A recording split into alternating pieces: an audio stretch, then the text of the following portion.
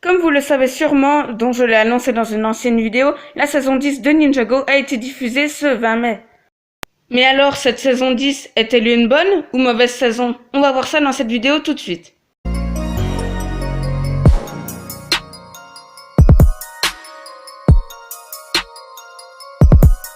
Nous avions tous trop hâte pour cette saison, mais en vaut-elle la peine?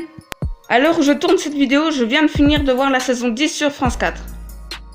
Et je peux vous dire que la saison 10 reprend beaucoup de phrases de la saison 8. C'est ce qui nous mène donc à un premier problème de la saison 10, les reprises d'anciennes répliques et les raccourcis scénaristiques. Rien que dans les 2 premiers épisodes de cette saison, nous pouvons entendre des anciennes répliques de la saison 8. Et maintenant, passons un peu aux raccourcis scénaristiques. Bien sûr, nous pouvons voir dans les 2 premiers épisodes encore de la saison 10, l'armure d'or et le sabre du sanctuaire, pour justement que ils s'en servent pendant ces 2 épisodes et rien du reste. Mis à part l'armure d'or qui s'en sert pour le reste de la saison, mais juste pour que Kai reforge les armes d'or, ce qui est donc clairement du remplissage.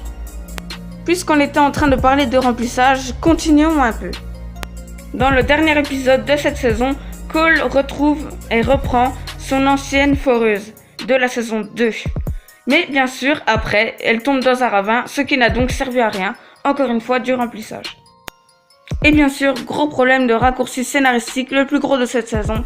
Bien sûr, la saison fait 4 épisodes. Mais après, comme ils l'ont dit à la SDCC, cette saison est censée comporter 4 épisodes pour pouvoir permettre d'arriver au 100e épisode. Ce qui nous permet donc d'accéder au deuxième problème de cette saison.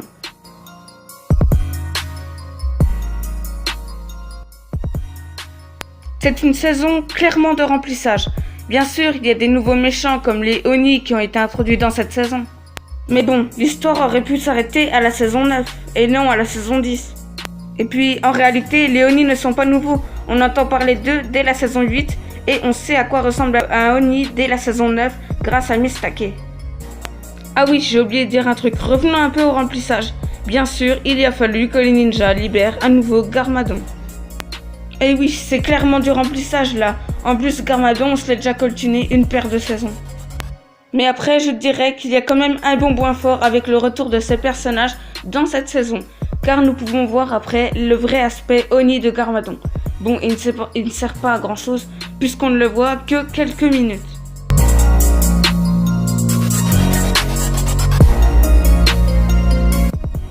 Parlons maintenant du problème numéro 3, l'intrigue. Bien sûr, attention à ne pas faire de généralité, je ne parle pas de l'intrigue dans toute la saison, je parle de l'intrigue du début de la saison. Car oui, au début de la saison, l'intrigue tombe un peu à plat, parce qu'on sait déjà que les Oni vont arriver. Après par contre, au début de la saison, nous apprenons que Jay va se marier avec Nya.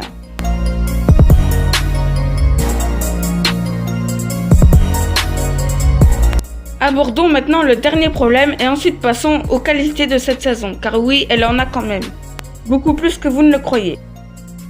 Le dernier problème parle des titres et de l'intro de cette saison. Alors, le problème des titres, c'est des titres complètement débiles. Comme par exemple le titre du dernier épisode de cette saison, La fin. Bon d'accord, on sait que c'est la fin vu que c'est la fin de cette saison. Et le problème du générique, c'est qu'avec Léonie, on aurait pu faire un très bon générique bien présenté, mais là, on nous met juste en fait le défilement de la série. Bien sûr, c'est très émouvant et ça nous rend nostalgique, mais voilà.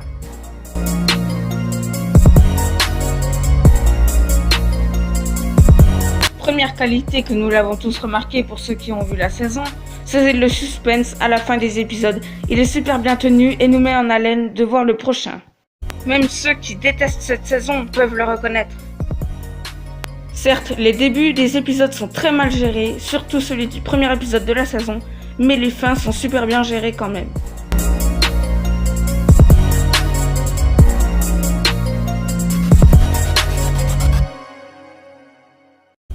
Et oui, la qualité numéro 2 est l'émotion.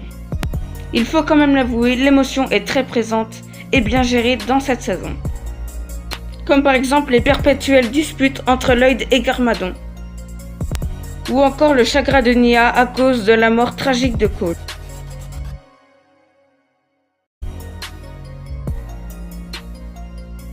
Ou encore comme la scène du tableau. Cette qualité est déjà présente dans les saisons 8 et 9, c'est bien sûr les graphismes. Mais ça reste quand même l'une des qualités de la saison.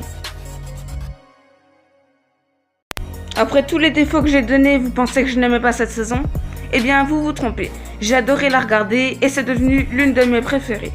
Mon avis est donc que cette saison est une moyenne saison. Ce qui veut dire qu'elle est ni trop bonne, ni trop mauvaise. Bien sûr, comme toutes les saisons, elle a sa part de défauts et sa part de qualité. En tout cas, c'est déjà la fin de cette vidéo. N'hésite pas à liker, à partager et à t'abonner si ce n'est pas encore fait. En tout cas, moi je vous dis à la prochaine les amis, c'était The Brick Parody. Allez, bye tout le monde.